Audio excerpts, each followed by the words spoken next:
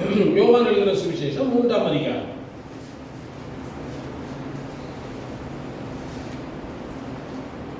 1 முதல் 3 வசனங்களை வாசிப்போம். யூதருக்குள்ளே அதிகாரியான நிக்கோதேமு எனப்பட்ட பரிசேயன் ஒருவன் இருந்தான். அவன் ராக்காலத்திலே இயேசுவினிடத்தில் வந்து, ரபி,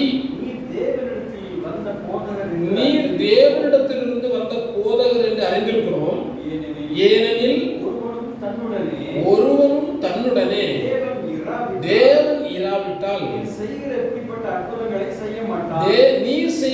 இப்படிப்பட்ட அற்புதங்களை செய்ய மாட்டான் என்றான். இயேசு அவனுக்கு பிரதியுத்தரமாக, ஒருவன் மறுபடியும் பிரவாவிட்டால் தேவனுடைய ராஜ்யத்தை காண மாட்டான் என்று மெய்யாகவே உனக்கு சொல்லுகிறேன் என்றார். இந்த மெய்யாகவே அப்படின்னா என்ன நமக்கு தெரியும், தெரியுமா? மெய்யாகவே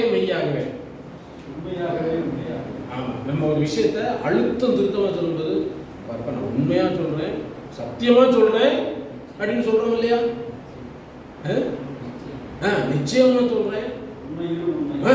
அது என்ன அர்த்தம் அப்படின்னு சொன்னா, அந்த அந்த காரியத்துக்கு ரொம்ப இம்பார்ட்டன்ட் கொடுத்து இது பொய் கிடையாது, இது நிஜம் அப்படிங்கிறத புரிய வைக்கிறதுக்கு மெய்யாகவே ஒரு தடவை சொன்னா அசால்ட்டா விடக்கூடாதுல்ல. அதனால ஒரு அழுத்தம் கொடுத்து மெய்யாகவே நான் உனக்கு சொல்றேன், ஒருவன் என்ன செய்யணுமாமா? மறுபடியும் பிறக்கலைன்னா தேவனுடைய ராஜ்யத்தை காண மாட்டான்.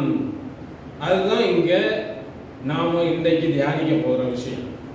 பாருங்க, தேவனுடைய ராஜ்யம் அப்படின்னா என்னன்னு தெரியணும். காண மாட்டான் அப்படின்னா என்ன? என்னன்னு அது புரியுதா உங்களுக்கு? தேவனுடைய ராஜ்யத்தை காண மாட்டான். பாருங்க, இது நாம் ஆழமாக சிந்திக்க வேண்டிய ஒரு காரியம். ஆதாம் ஏவாள் பாவம் செஞ்சாங்க. அதுக்கு முதல்ல அவங்க செஞ்சது என்னங்க? சாத்தான் வந்து சொன்னான். அந்த வசனத்தை எடுத்து படிங்களேன், அப்ப நமக்கு தெரிஞ்சு போயிரும்ல என்னன்னு. ஆமா, அதுக்கு முன்னாடி அவங்க ஸ்திரீ சத்தத்தை பார்த்து சாப்பிடுறதுக்கு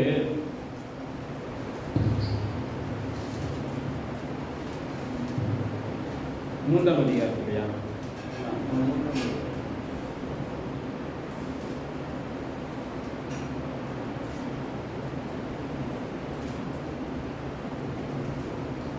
பாருங்க, 5ஆம் வசனத்தை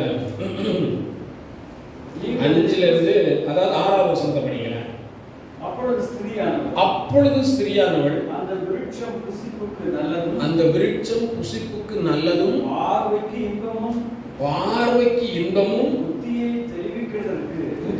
தெளிவிக்கிறதுக்கு இச்சிக்கப்படத்தக்க விருட்சமாய் அதை போல பார்த்ததுதான் தப்பு. என்ன செஞ்சுட்டாங்க? அதை பார்த்தாங்க. அழகா இருக்கு. அப்போ சாப்பிட்றதுக்கு முன்னாடி, ஒரு பொருளை நாம் அடைவதற்கு முன்னாடி, நாம் ஒரு பொருளை பெற்றுக்கொள்வதற்கு முன்னாடி அதை நாம என்ன செய்யணும்? பார்க்காம பொருள் வாங்குவோமா? ஒரு பொருள் வாங்க போனா, தம்பி கார் வாங்குனீங்கல்ல, எப்படி வாங்குனீங்க?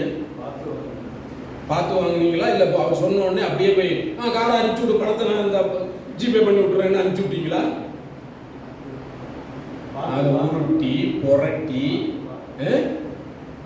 இது எத்தனை பேர் வச்சிருந்தாங்க, இது எத்தனை வருஷம், எந்த வருஷத்துல போட்ட காரு, இதுல என்னென்ன வேலை இருக்கு, அத்தனை உருட்டி பார்த்தீங்களே. தேவனுடைய ராஜ்யம் என்று சொன்ன போது அதை பார்த்தீங்களா? அதை கண்டீங்களா?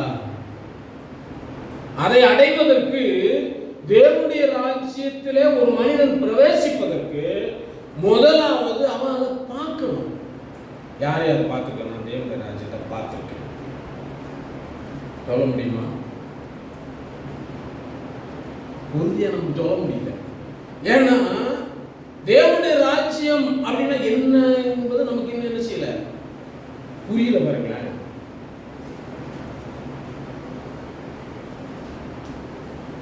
பாருங்க, நீங்க இப்போ நான் எனக்கு ஒரு நல்ல பாருங்க, ஒரு பேஷன் டிரான்ஸ்லேஷன் என்ன சொல்லுது பார்த்தீங்கன்னா, Jesus answered Nicodemus, listen to this eternal truth, before a person can perceive God's kingdom realm, they must first experience a rebirth. அதை காண வேணுமே, ஆனா அவனை எக்ஸ்பீரியன்ஸ் பண்ணணும், ஒரு அனுபவத்துக்குள்ள வரணும். என்ன அனுபவம் அது? தேவனுடைய ராஜ்யத்தை ஒரு மனுஷன் காண வேண்டுமே ஆனால் அவன் ஒரு அனுபவத்துக்கு, ஒரு எக்ஸ்பீரியன்ஸுக்குள்ள வரணும். அதுதான் என்ன எக்ஸ்பீரியன்ஸ்? மறுபடியும் பிறத்தல். நாம் ஒவ்வொருவரும் முதலாவது தேவனுடைய ராஜ்யத்தை போறது ரெண்டாவது இருக்கட்டும். தேவனுடைய ராஜ்யத்தில் அடுத்து சொல்றாரு, நீங்கள் ஜலத்தினாலும் ஆவியினாலும் பிறவாவிட்டால் அதை காண மாட்டீங்கன்னு சொல்ல, அதில் பிரவேசிக்க மாட்டீர்கள். ஆனா இங்க சொல்றாரு, மறுபடியும் நீங்க பிறக்கலைன்னா அதை காணவே மாட்டீங்க. இது எப்படிங்க? முதலாவது தேவனுடைய ராஜ்யத்தை நாம் பிரவேசிப்பதற்கு முன்னாடி அதை நாம் கண்டு தேர்வு செய்யணும். அது நல்லதுதானா? அது எப்படிப்பட்டது? அது நமக்கு தெரியணும், அதை பார்க்கணுமே. அதை பார்ப்பதற்கே நாம் மறுபடியும் பிறக்கிற அந்த அனுபவத்துக்குள்ளே வரணும். வந்திருக்கிறோமா? இது இன்னும் நமக்கு அது சரியாக விளங்கியிருக்காதுன்னு நினைக்கிறேன். இன்னும் ஒன்று சொல்கிறோம் பாருங்களேன், இந்த டிரைவருங்க தானே எல்லாம் இருக்கிறீங்க, அவங்களுக்கு தான் இது நல்லாவே தெரியும். பாருங்க, இந்த எக்ஸ்பீரியன்ஸ் சொன்னால் நல்லாவே புரிஞ்சிடும். பிரதர் வந்து இப்போ நம்ம எல்லாம் டூர் போகிறோம். எனக்கு வண்டி ஓட்ட தெரியும், தமிழுக்கு வண்டி ஓட்ட தெரியும், ஜெரோனுக்கு வாகனம் ஓட்ட தெரியும், மற்ற பிள்ளைகளுக்கு டிரைவிங் தெரியும் ஓரளவுக்கு கொஞ்சம். எல்லாரும் சேர்ந்து ஒரு வேனை பிடிச்சாச்சு. பிரதர்கிட்ட நம்ம என்ன செய்கிறோம்? ஓட்ட சொல்கிறோம். நீங்கள் தான் எங்களை என்ன செய்ய போகிறீங்க? கூட்டிகிட்டு போக போகிறீங்க. ரோட்டில் போயிட்டு இருக்கிறோம், எல்லாரும் வாகனத்துக்குள்ளே இருக்கிறோம், வண்டியில் போயிட்டு இருக்கிறோம். ஆனால் அவர் வந்து எங்கே உட்காந்துருக்கிறாரு? டிரைவர் சீட்டில், ஓட்டுநர் இடத்துல உட்காந்துருக்கிறார். அவர் ஒரு ஓட்டுநர். இப்போ பாருங்க, அவருக்கு இது தெரியும், ரோட்டில் போகும்போது எங்கே ஸ்பீடு பிரேக் இருக்கு, இது எவ்வளவு பெரிய ஸ்பீடு பிரேக்கர் அவருக்கு தெரிஞ்சுக்கணும். ரோட்டில் ஒரு நாய் போகுது, அது குறுக்கே வருமா இல்லை அந்த பக்கம் போயிடுமா, அது அவருக்கு தெரியும். நீங்களும் அந்த நாயை பார்ப்பீங்க, ஆனால் அதை பற்றி எதுவும் செய்ய மாட்டீங்க, அதை பற்றி கவலைப்பட மாட்டீங்க. ஆனால் இவருக்கு தெரியும், அந்த நாய் உள்ள வருமா வெளியே போகுமா. அவருக்கு தெரியும் அடுத்த சாலையில் என்ன வரப்போகுது, டர்ன் லெஃப்ட், அங்கே ஒரு போர்டு, அது அவருக்கு நல்ல கண்ணில் தெரியும். அந்த போர்டு உங்க கண்ணுக்கு தெரியுமா? நீங்களும் அதே வாகனத்தில் தானே இருக்கீங்க. அப்போ ஒரு அனுபவத்துக்குள்ள வரணும்னா முதல்ல நாம் ஒரு எக்ஸ்பீரியன்ஸுக்குள்ள போகணும், ரீபர்த்துக்கு வரணும், மறுபடியும் பிறக்கிற அந்த சீட்ல உட்கார்ந்தவருக்கு, மறுபடியும் பிறந்த டிரைவராய் பிறந்தவருக்கு ரோட்ல ஓனா போனா கூட தெரியும். ஒரு உடக்கான் குறுக்கா போனா கூட பிரேக் அப்ளை பண்ணிடுவார். ஆனா வண்டியில் இருக்கிற யாருக்காவது உடக்கான் போச்சுன்னு தெரியுமா? ஏனென்றால் அவர்கள் மறுபடியும் என்ன செய்யல, டிரைவரா பிறக்கல, அவர்கள் ஒரு பிரயாணியா அங்க உட்கார்ந்துருக்காங்க, அவ்வளவுதான். இப்பொழுது வாகனம் முன்னாடி நமக்கு அங்கே ஒரு பெரிய பதாகை வைத்திருக்கிறது. எப்படி? எக்ஸிபிஷன். எந்த பொருள் எடுத்தாலும் 99 ரூபாய். அது வண்டியில் இருக்கிற எல்லாருக்கும் தெரியும், டிரைவருக்கு தெரியுமா? அது டிரைவர் அதெல்லாம் பார்த்துட்டு இருந்தா வண்டி என்ன செய்யாது.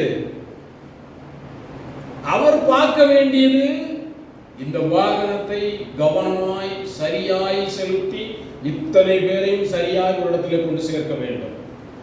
ஒருவன் தேவனுடைய ராஜ்யம் ராஜ்யத்தை பார்ப்பதற்கு, தேவனுடைய ராஜ்யம் எப்படிப்பட்டது என்பதை பார்ப்பதற்கு அவன் மறுபடியும் பிறந்திருக்க வேண்டும். அப்படின்னா என்னங்க? மறுபடியும் பிறந்திருக்கிறது அப்படின்னா என்ன? இப்ப உங்களுக்கு புரிஞ்சிருக்கும் கொஞ்சம். இன்னும் என்னுடைய மனதிலே ஒரு பெரிய மாற்றம் ஏற்பட வேண்டும். என்ன மாற்றம்? நான் இயேசுவை தெய்வமாய் தொழுது கொண்டு சேவித்து அவரை பின்பற்ற தீர்மானித்திருக்கிறேன். என்னுடைய பழைய வாழ்க்கையெல்லாம் நான் விட்டுவிட்டு இப்பொழுது ஒரு புதிய வாழ்க்கைக்குள்ளே வந்திருக்கிறேன். இவ்வளவு நாளும் நான் யார் யாரையோ சேவித்தேன். ஆனால் இன்று முதல் நான் இயேசுவை பின்பற்ற ஆரம்பிக்கிறேன்.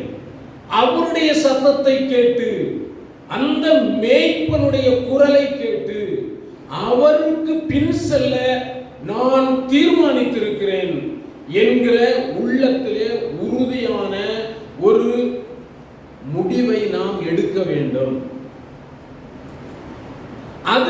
அந்த உறுதியான முடிவை நாம் எடுக்காத பட்சத்தில் வண்டியை ஓட்டுவதற்கு நான் அந்த சீட்ல உட்காரலாம், வாகனத்தை இயக்கலாம், வாகனத்தை முன்னோக்கி கொண்டு செல்லலாம். ஆனால் அது குறிப்பிட்ட எல்லையை போய் சேர முடியாதபடி. ஏனென்றால் என்னுடைய கண்கள் இப்பொழுது அங்கே ஒரு பெரிய விளம்பரம் இருக்கிறது. யாரோ ஒருவர் என்னை அழைக்கிறார், வாருங்கள் வாருங்கள். என்ன யாரு கூப்பிடுறா? இப்படி வண்டியை ஓட்டிக்கிட்டே இப்படி பார்த்தாரு நீங்களேன், போய் சேருமா வண்டி? அப்படியானால் அவர் அங்கும் இங்கும் சத்தத்தை கேட்கக்கூடாது. இருதயத்திலே ஒரு நிச்சயமுடையவராக இருக்க வேண்டும். நான் இப்பொழுது வாகனத்தை ஓட்டி செல்கிற ஓட்டுநர் அதை அல்ல நான் பார்ப்பது, நான் என்னுடைய இலக்கை நோக்கி நான் என்ன செய்ய போறேன். அதுதான் எபிரேயர்ல வாசிக்கிறோம். விசுவாசத்தை துவக்குகிறவரும் முடிக்கிறவருமாகிய இயேசுவை நோக்கி பார்த்து உங்களுடைய ஓட்டத்தை நீங்க என்ன செய்யுங்க, ஓடுங்கள். முதலாவது அனுபவம், ஒருவன் தேவனுடைய ராஜ்யத்தை காண வேண்டுமே ஆனால் அவன் மறுபடியும் பிறக்க வேண்டும். உள்ளத்திலே அவன் ஒரு உறுதியான தீர்மானத்துக்குள்ள வரணும். இந்த உறுதியான தீர்மானத்துக்குள் வராவிட்டால் தேவனுடைய ராஜ்யத்தை நீங்க காண முடியாது. தேவனுடைய ராஜ்யத்தை நீங்க பார்க்கவில்லை என்றால் அதுல என்ன இருக்கு, அதனுடைய மேன்மை என்ன, அது எனக்கு என்ன ஆசீர்வாதத்தை கொண்டு வருகிறது, அது எனக்கு என்ன வாழ்வை தருகிறது, அது எனக்கு எப்படிப்பட்ட ஆசீர்வாதங்களை கொண்டு எதுவுமே எனக்கு அதுல தெரிய போறதில்லை. புரிஞ்சுதா? இப்போ உங்களுக்கு அந்த புரிஞ்சுதா?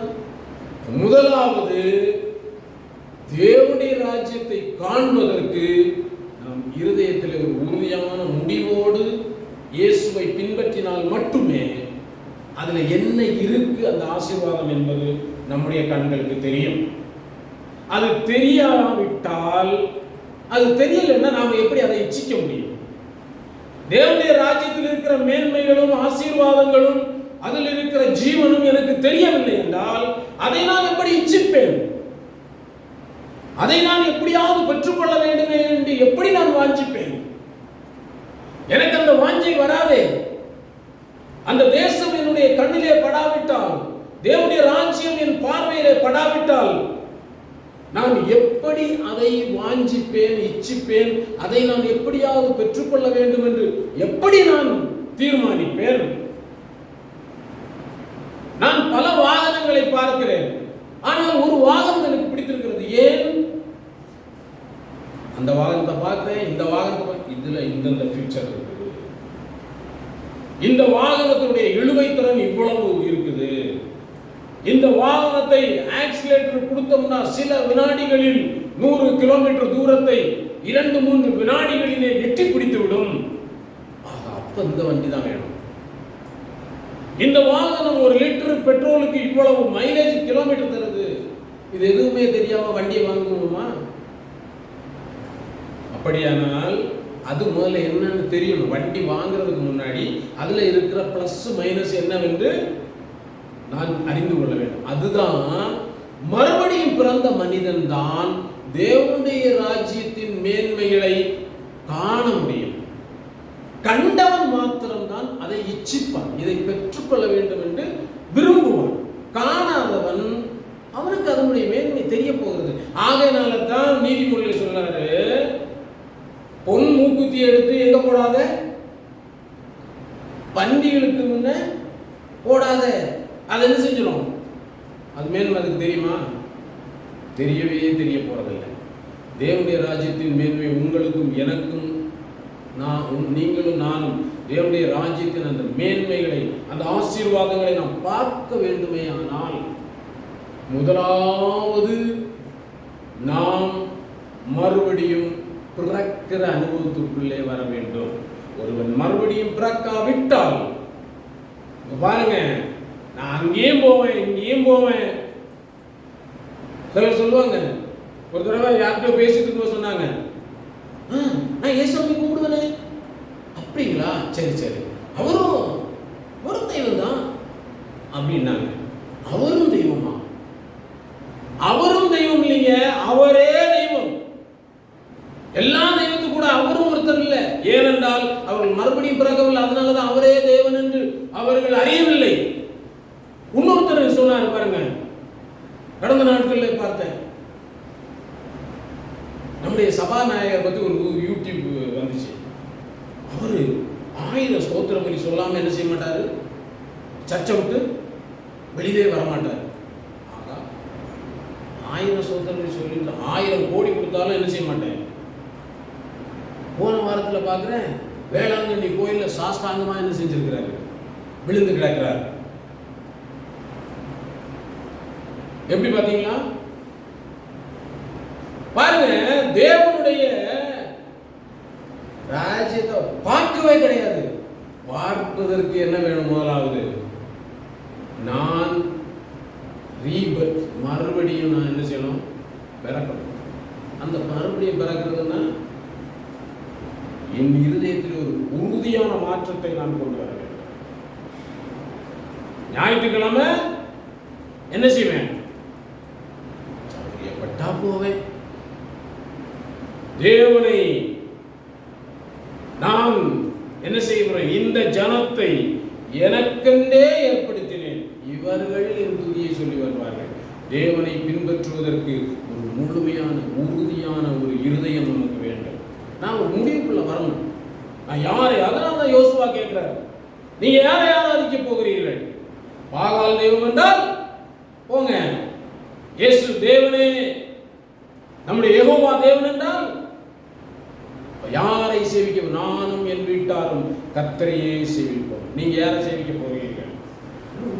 இன்னொரு வசனம், ஒரு காரியத்தை நிழலாட்டமாக பழைய உடன்படிக்கையில நமக்கு காண்பிக்கப்பட்டிருக்கிறது. என்னாகமத்தின் புத்தகம் 13ஆம் அதிகாரம்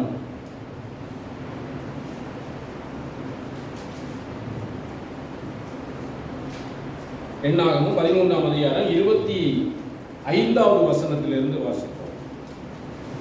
அவர்கள் தேசத்தை சுற்றி பார்த்து 40 நாள் சென்ற பின்பு திரும்பினார்கள்.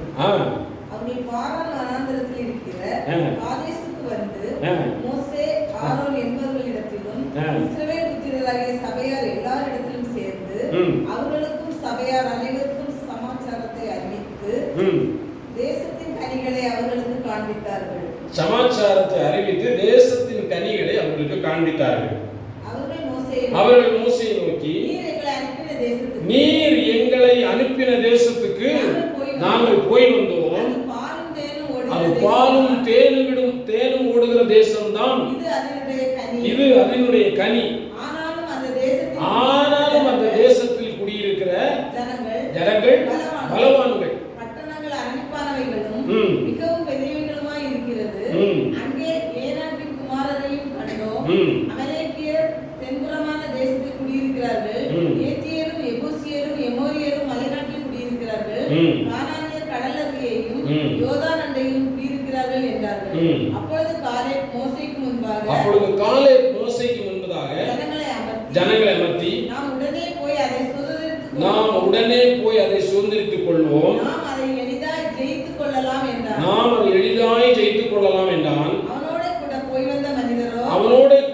வந்த மனிதரோ, நாம் போய் அந்த நம்மாலே கூடாது. அவர்கள் நம்மை பார்க்கிலும் பலவான்கள் என்றார்கள். நாங்கள் போய் சுற்றி பார்த்து வந்த அந்த தேசம் தன் குடிகளை பட்சிக்கிற தேசம். நாங்கள் அதிலே கண்ட ஜனங்கள் எல்லோரும் மிகவும் பெரிய ஆட்கள். அங்கே ராட்சத பிறவியான ஏனாக்கின் குமாரராகிய கண்டோம். நாங்கள் எங்கள் பார்வைக்கு வெட்டுக்கிளிகளைப் போல இருந்தோம். அவர்கள் பார்வைக்கு அப்படியே இருந்தோம் என்று சொல்லி இப்படி இஸ்ரவேல் புத்திரருக்குள்ளே தாங்கள் சுற்றி பார்த்து வந்த தேசத்தை குறித்து துர்ச்செய்தி பாருங்க. இந்த சம்பவம் வேதத்தை வாசிக்கிறவர்களுக்கு தெரியும். இஸ்ரவேல் ஜனங்கள் எகிப்திலிருந்து புறப்பட்டு வந்து கொண்டிருக்கிறார்கள். பாருங்க, அந்த பகுதியை நான் வாசித்தோமேயானால் அவர்கள் எகிப்திலிருந்து வனாந்திர வழியாய் வருகிறார்கள். அவர்கள் 2 வருஷம் 2 மாதம் 20 நாள் பிரயாணம் பண்ணி சீனாய் மலை அடிவாரத்தில் வந்திருக்காங்க. அங்கிருந்து அவர்கள் பாரான் என்கிற அந்த கானானுக்கு பக்கத்தில் வந்துட்டாங்க. பாரான் வனாந்திரம் என்று சொல்லக்கூடிய அந்த இடத்துல, அது அங்கே சொல்லப்படுகிறது. அங்கே சீனாய் மலைக்கும் பாரானுக்கும் கிட்டத்தட்ட ஒரு 80 கிலோமீட்டர் தூரங்கள் இருக்கலாம். அதாவது அவர்கள் ஒரு நாளைக்கு ஒரு 10-15 கிலோமீட்டர் நடந்திருந்தாங்கன்னா ஒரு 7 நாள் பிரயாணம் பண்ணி அங்கே வந்திருப்பாங்க அப்படி என்று சொல்லப்படுகிறது. அதாவது 2 வருஷம் 2வது மாதம் 27 நாள் ஆகியிருக்க வாய்ப்பு இருக்கிறது. பாருங்க, அது பக்கத்தில் வந்தாச்சு. இப்போ உள்ள போகணும். பாலும் தேனும் ஓடுகிற ஆண்டவர் வாக்குத்தத்தம் பண்ணினா அந்த தேசத்துக்குள்ளே போகணும். உள்ள போறதுக்கு முன்னாடி தேசத்தை பார்க்கணுமா வேண்டாமா? ஒண்ணு பொருளை வாங்குறதுக்கு முன்னாடி பார்க்கணுமா வேண்டாமா? அதனால ஜனங்கள் ஆசைப்பட்டதுனால ஒரு 12 பேரை தேசத்தை போய் பார்த்துட்டு வாங்க அப்படின்னு அனுப்புறாரு. 12 பேர் உள்ள போய் பார்த்தாங்க. 2 பேர் கண்ணுக்கு தான் அந்த தேசம் அழகானதா தெரிஞ்சது. மற்ற 10 பேருக்கு எப்படி தெரிஞ்சிச்சிங்க? பயமுறுத்துகிற தேசமா தெரிஞ்சிச்சு. இன்றைக்கும் தேவனுடைய ராஜ்யம் 2 பேருக்கு தான் தெரியுது. 10 பேருக்கு என்ன செய்யல, தெரியல. ஏன் தெரியல? மறுபடியும் பிறக்கவில்லை. மறுபடியும் பிறக்காவிட்டால் அந்த தேசத்தில் பிரவேசிக்க முடியாது, பார்க்கவும் முடியாது. முதலாவது இவர்கள் மறுபடி பிறக்கல, 2 பேர் தான் மறுபடி பிறந்தாங்க. அவங்க சொல்றாங்க, அருமையான தேசம். ஒரு திராட்சை கொலையை தூக்கிட்டு வந்தாங்க. ஒரே ஒரு திராட்சை கொலை 2 பேர் சுமக்கக்கூடிய அளவுக்கு ஒரு தடியில தொங்க விட்டு, எப்படி பாருங்க, முன்னாடி காலேபும் பின்னாடி யோசுவாவும். தடியில முன்னாடி என்னது? திராட்சை கொலை. அவ்வளவு பெரிய செழிப்பான தேசம். அங்கதான் போக போறாங்க. ஆனா மற்ற 10 பேர் கண்ணுக்கு இது என்ன செஞ்சுச்சான்னு கேட்டா தெரியவே இல்லை. இன்றைக்கு தேவனுடைய ராஜ்யம் எத்தனை பேருக்கு தெரிகிறது? தெரியாதவர்கள் மறுபடியும் பிறக்கவில்லை. தேவனுடைய ராஜ்யம் உங்களுக்கு கண்களுக்கு தெரியவில்லை என்றால் நீங்கள் மறுபடியும் பிறக்கவில்லை. இன்றைக்கே மறுபடியும் பிறக்க உங்களை அன்பாய் கேட்கிறேன். நீங்கள் மறுபடியும் பிறந்தால் மட்டும்தான் தேவனுடைய ராஜ்யம் கண்ணுக்கு புலப்படும். மறுபடி பிறக்கலைன்னா அதுல இருக்கிற எந்த மேன்மையும் தெரியவே தெரியாது. தேவனுடைய ராஜ்யத்தின் மேன்மையை கண்ட ஒருவன் அதை பிரவேசிக்காம அவன் தூங்க மாட்டான். அதை கண்ட ஒருவன் பரலோக ராஜ்யம் எதற்கு ஒப்பாயிருக்கிறது? தன் நிலத்திலே பொக்கிஷத்தை புதைத்து வைத்திருக்கிற ஒரு நிலத்துக்கு ஒப்பாயிருக்கிறது. அதை ஒரு மனுஷன் கண்டு தனக்கு உண்டான எல்லாவற்றையும் விற்று அந்த நிலத்தை என்ன செஞ்சான்? கொண்டான். நீங்க ஏதாவது வித்திருக்கீங்களா? தேவனுடைய ராஜ்யத்தை கண்டிருந்தீங்கன்னா விற்கிறதுக்கு தயாரா இருப்பீங்க. என்னத்தை வித்தீங்க சொல்லுங்க பார்க்கலாம். நீங்கள் உங்களை நீங்களே உய்த்து ஆராய்ந்து பாருங்கள் என்று உங்களுடைய ஆராய்ச்சிக்கே விட்டுறேன். எதை நாம் விற்றிருக்கிறோம்? அரசியலை இன்னும் உண்டல்லையே, சினிமாக்காரங்களை இன்னும் உண்டல்லையே, இன்னும் உலகத்தின் களியாட்டுக்களை விடலையே. உலகத்தின் கூட்டம் தானே நமக்கு சந்தோஷமாக இருக்கிறது. அப்ப எப்படி இது தெரியும்? தேவனுடைய ராஜ்யம் தெரியுமா கண்ணுக்கு? தெரியவே தெரியாது. அது உங்களை பயமுறுத்தும். நீங்கள் மறுபடியும் பிறக்காவிட்டால் தேவனுடைய ராஜ்யம் உங்களை பயமுறுத்தும். ஐயோ நான் செத்துருவேன், அது என்ன அழிச்சிடும், அங்க இருக்கிறவங்க நான் நெட்டையான ஆளா இருக்காங்க, அங்க அவன் பார்வைக்கு நாம எப்படி தெரியுறோம், வெட்டுக்கிளிய போல இருக்கிறோம். ஏன்னா இவன் கண்கள் ஆசீர்வாதத்தை பார்க்கவில்லை, இவனுடைய கண்கள் மறுபுறப்படையவில்லை. இன்று உங்களை நீங்கள் ஆராய்ந்து பார்க்க உங்களை அன்பாய் வேண்டுகிறேன். நீங்கள் மறுபடியும் பிறக்காவிட்டால் என்ன செய்ய முடியாது என்றால் அந்த ராஜ்யத்தை காண முடியாது. அந்த ராஜ்யத்தை காண முடியாவிட்டால் அதுல உங்களுக்கு விருப்பமே வராது. தேவனுடைய ராஜ்யத்தை நீங்கள் பார்க்காவிட்டால் அதுல உங்களுக்கு இன்ட்ரெஸ்டே வராது.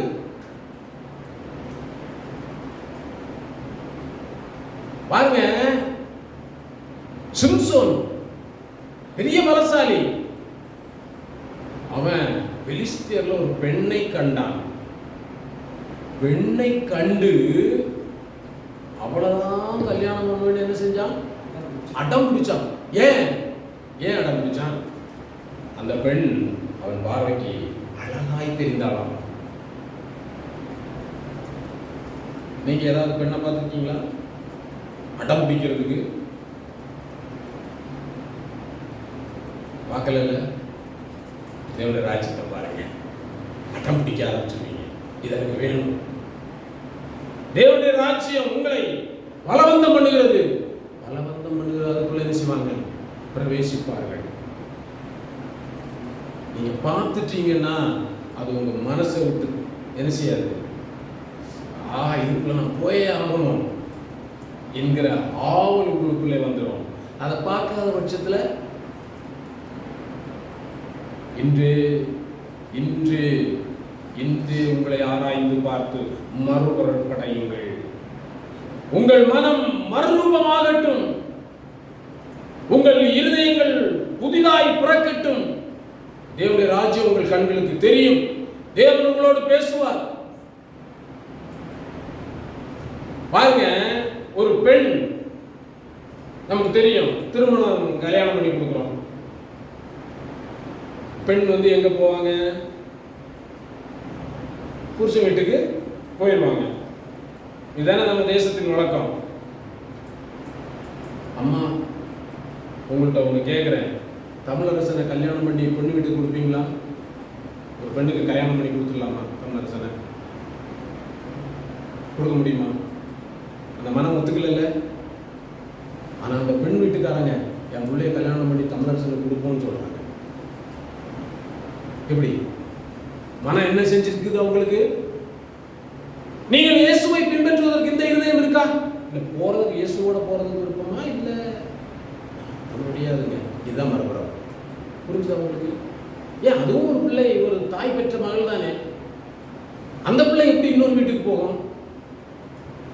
நம்ம பிள்ளையை நாம விட மாட்டேங்கிறோம், அந்த பிள்ளையை எப்படி விட முடியும்? இல்லை, அவர்கள் மனமாற்றம் அடைந்து விட்டார்கள். இந்த பிள்ளையை எங்கே தான் அனுப்பிதாங்கணும், அங்கே அனுப்பிதாங்க. இது எப்படி வந்துச்சு? இன்றைக்கு ஒரு கூட்டம் இருக்கிறது இந்த உலகத்தில். என்ன ஆம்பளைங்க மட்டும் நம்ம காலத்தில் நம்ம ஒரு தாலியை சுமந்து தெரியணுமா? அவமான சின்னமா? இனி நாங்கள் தாலி யாருக்கு தான் கட்டுவோம்? மாப்பிள்ளைக்கு தான் தாலி கட்டுவோம். நீங்க தான் கல்யாணம் ஆனதுக்கு அடையாளமா என்ன செய்யணும்? இருக்கணும். தாலியை சுமந்துட்டு போனோம். நாங்க என்ன செய்ய மாட்டோம்? தாலியை சுமக்க மாட்டோம். அப்படின்னு ஒரு கூட்டம் இருக்கு, தெரியுமா உங்களுக்கு? பாருங்க, மனம் இது எங்கிருந்து வந்தது? முதல்ல நாம் கடைபிடிக்கிறோமே, பெண்ணை நம்ம வீட்டுக்கு அழைத்து வருகிறோம், நம்ம பிள்ளையை கல்யாணம் பண்ணி புருஷன் வீட்டுக்கு அனுப்புறோம். எங்கிருந்து வந்துச்சு? வேதத்திலிருந்து வந்தது. அது வேதத்தின் நியதி. என்னைக்கு ஒரு கூட்டத்துல நாங்க எல்லாம் பிள்ளை பத்துக்க முடியாது அப்படின்னு சொல்றாங்க, மாறிடுமா?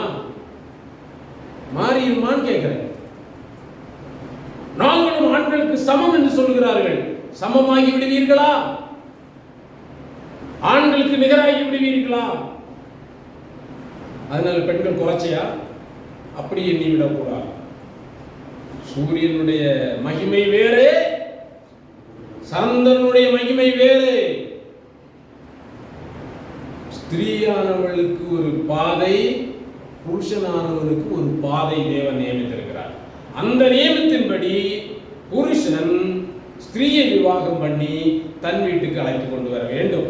அப்படித்தான் இயேசுவின் மனவாட்டிகளாய் இருக்கிற நம்மை அவர் ஒரு நாள் என்ன செய்ய போகிறாரு? அவரோடு கூட நம்மை சேர்த்துக் கொள்ள இந்த பூமிக்கு வரப்போகிறார்.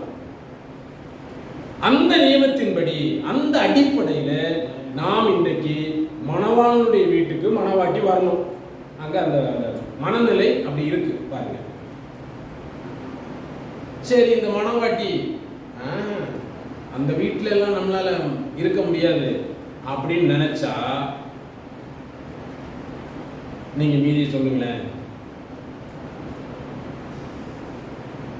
நம்மளே நமக்கு தெரியுமில்ல, நம்ம வீட்டுக்கு பெண்ணை கல்யாணம் பண்ணிட்டு வந்துட்டோம்.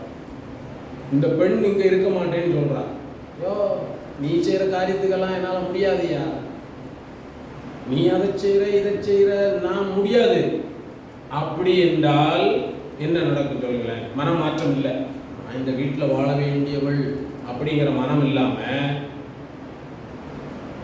நான் எப்படி இங்க வந்து இருக்க முடியும் அப்படின்னு நினைச்சுக்கிட்டான்னு வைங்களேன், அந்த பெண் எஜமாட்டியாய் மாற முடியாது. என்ன செய்ய வேண்டியதான்? அடிமையாய் ஓடி போய், அம்மா வீட்டில் அடிமையா இருக்க முடியுமா? எஜமாட்டியா இருக்க முடியுமா அம்மா வீட்டில் ஒரு பெண்? நம்முடைய நியமத்தின்படி பாருங்க, இருக்க முடியாது.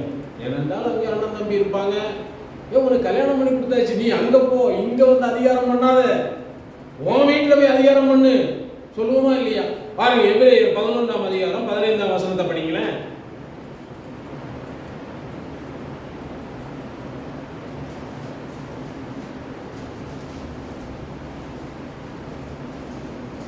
எபிரேயர் 11:15. தாங்கள் விட்டு வந்த தேசத்தை நினைத்தார்களானால் அவர்களுக்கு திரும்பி போவதற்கு அவர்களுக்கு சமயம் கிடைத்திருக்குமே. புரிஞ்சுதா இது அந்த வசனம் உங்களுக்கு? பாருங்க, ஒரு பெண் மணவாளன் வீட்டுக்கு போயாச்சு, அம்மா வீட்டை விட்டுட்டு தான் எங்க வந்திருக்கா? புருஷன் வீட்டுக்கு வாழ வந்திருக்கா. இங்க சின்ன சின்ன பிரச்சனைகள் இருக்கு, என்னால முடியாதையா அப்படின்னா போ. திரும்பி போறதுக்கு சமயம் கிடைக்குமா? நேரம் கிடைக்குமா? இல்ல பிடிச்சி கட்டி வச்சிருவாங்களா? ஓ, என்னமா இருக்க முடியாது. எஜமாட்டி ஸ்தானத்தை இழந்து போவாய். அதுபோல நீங்களும் நானும் கிறிஸ்துவை தேவனுடைய ராஜ்யத்தின் பிள்ளைகளாய், மனமாற்றம் அடைந்தவர்களாய், அவருக்கு மனவாட்டிகளாய் நாம் மாறி இருக்கிற நாம் இதெல்லாம் முடியாதுங்க. ஞாயிற்றுக்கிழமை தோறும் சர்ச்சைக்கு போகணுமா?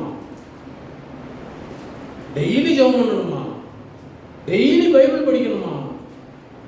எத்தனை நாள்? நான் ஆரம்ப நாட்கள்ல எனக்கு இந்த அந்த விசுவாச பாதைக்குள்ள வரும் பொழுது நம்ம நிறைய சட்டத்திட்டங்கள் கடைபிடிக்க வேண்டியது பாருங்க. அப்பெல்லாம் வேற உண்மையா இருக்கணும், கெட்ட வார்த்தை பேசக்கூடாது, சினிமாவுக்கு போகக்கூடாது, இச்சிக்கக்கூடாது, திருடக்கூடாது, பொய் பேசக்கூடாது, இப்படி எல்லாம் கேட்கும்போது இப்படி எல்லாம் எத்தனை நாளைக்கு இருக்கிறது? எத்தனை நாள் இப்படி நம்மளை கட்டுப்படுத்தி இருக்கிறது?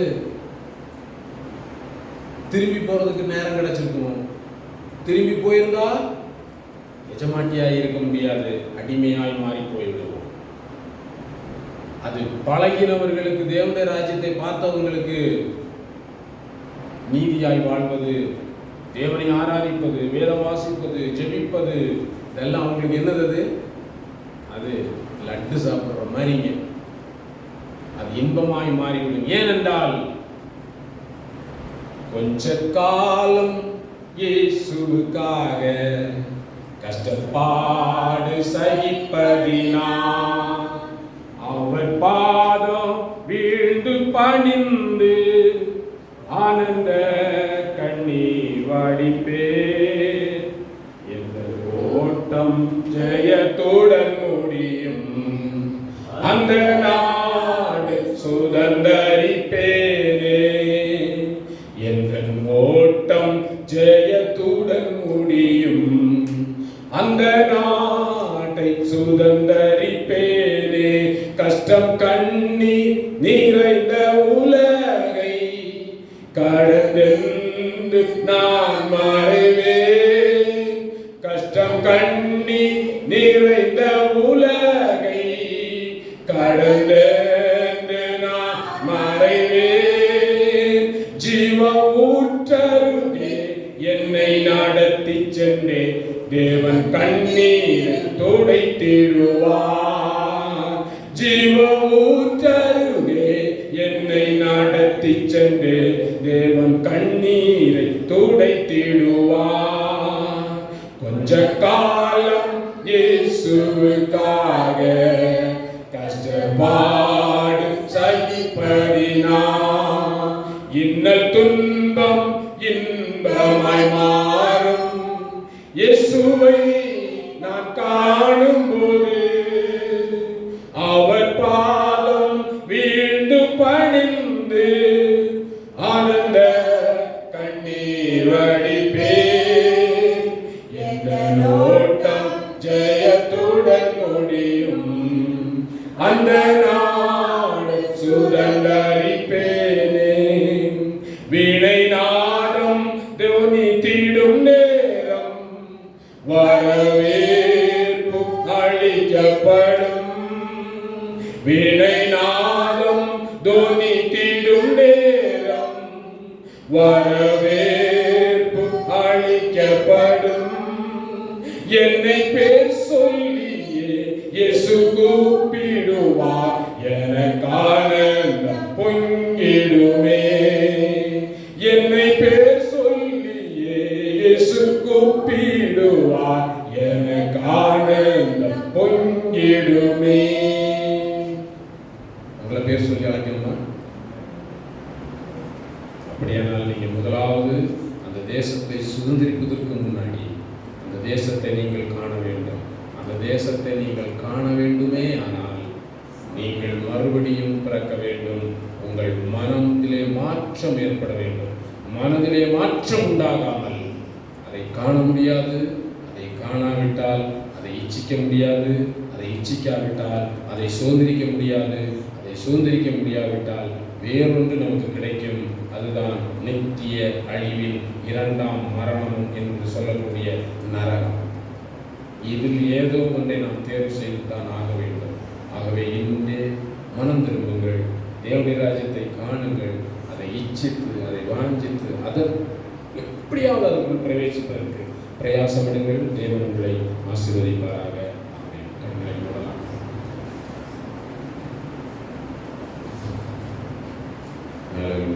நன்றி.